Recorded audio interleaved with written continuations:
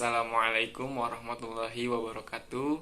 Saya Muhammad Lutfi Fadil dari mahasiswa Universitas Ibnu Khaldun Bogor, program studi pendidikan agama Islam. Alhamdulillahirrabbilalamin, wabihi nasta'in ala umuri dunya waddin. Wassalatu wassalamu ala asrafil anbiya'i wal mursalin wa ala alihi wa ashabihi ajma'in. Amma ba'du. Baik teman-teman sekalian, pada kesempatan kali ini saya ingin sedikit menjelaskan atau memaparkan terkait kasus yang ada atau berkesinambungan dengan perilaku organisasi. Nah, saya mengambil kasus penindasan atau bullying. Nah, yang ada di dalam ruang lingkup sekolah. Kasus ini kerap terjadi gitu. Nah, adapun penyebab dari adanya atau terjadinya kasus penindasan atau bullying ini terjadi dengan sebab dua kondisi atau dua faktor. Yang pertama yaitu ada anak yang merasa lebih hebat dan superior dari orang lain atau dari murid-murid yang lain. Nah, yang menjadikan murid ini sebagai pelaku atas kasus bullying tersebut gitu. Nah, yang kedua yaitu ada anak yang memang tidak bisa apa-apa atau hanya diam, bahkan tidak bisa melawan karena mungkin merasa takut terhadap lawannya atau terhadap pelaku bullying itu, sehingga menjadikan anak ini menjadi korban gitu.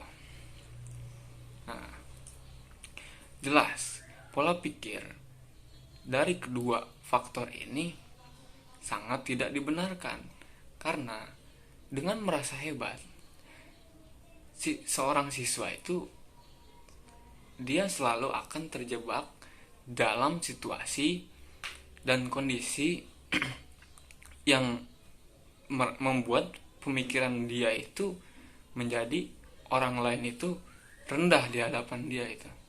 Dan ketika si murid lain yang bisanya hanya diam dan tidak bisa melawan atau tidak berani melawan, itu akan selalu diremehkan atau bahkan selalu dikucilkan oleh siswa yang menjadi pelaku atas terjadinya bullying tersebut gitu. Alhasil dari kedua anak tersebut akan menjadi pihak pembuli dan pihak yang dibully. Nah, pada dasarnya bullying ini tidak sama sekali dibenarkan. Kita sama-sama tahu lah, bullying atau penindasan itu tidak sangat dibenarkan dalam kondisi atau situasi apapun, karena tindakan ini termasuk dalam kekerasan yang dapat mengakibatkan buruknya pada kehidupan anak-anak selanjutnya atau regenerasi yang akan ada di dalam ruang lingkup sekolah tersebut. Dan kasus pembulian ini atau kasus bullying ini akan berpengaruh kepada psikologi anak yang terkena bullying tersebut. Oleh karena itu, antisipasi yang dapat dilakukan adalah dengan menanamkan pemahaman bahwa pertama penilaian, kedua penyerangan, ketiga menyebarkan desus-desus atau hal-hal yang berbau pribadi orang lain adalah suatu tindakan bullying.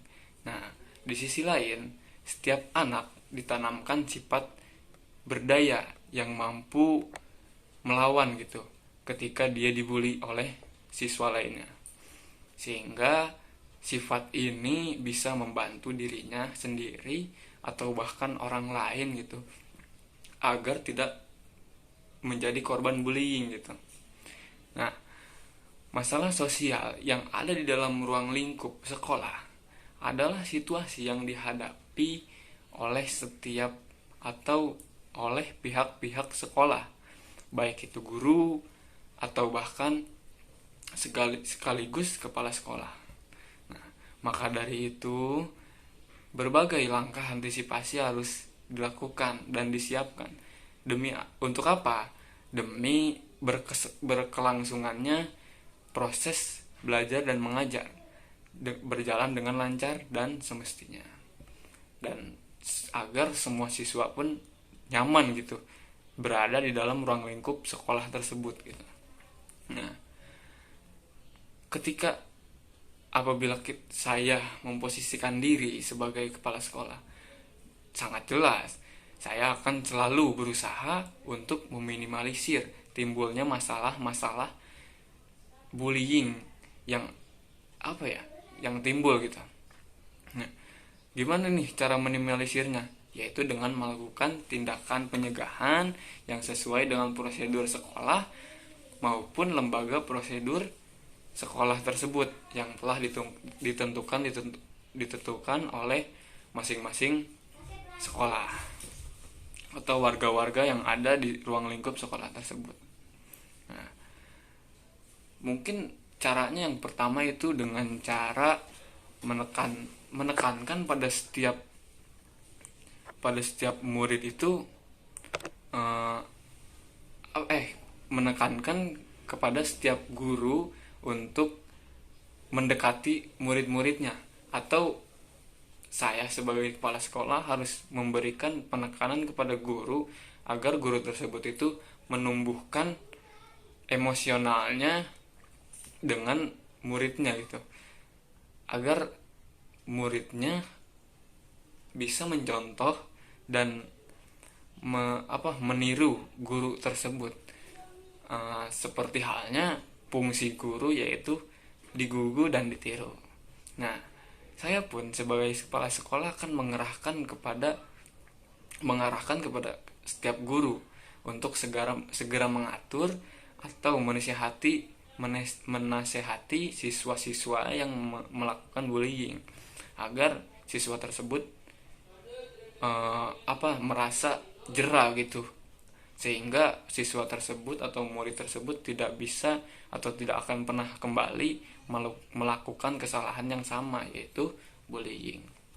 Nah, jika siswa tersebut masih melakukan bullying, maka gurunya berhak memberikan hukum yang mendidik serta memberikan efek jera yang sedikit lebih serius gitu. Mungkin ambil contohnya dengan menulis atau dengan mengucapkan istighfar 1000 kali misalkan atas perilaku yang telah diperbuatnya gitu. Nah, dan apabila jika masih belum teratasi dengan cara itu, maka gurunya akan menyerahkan murid tersebut kepada guru BK.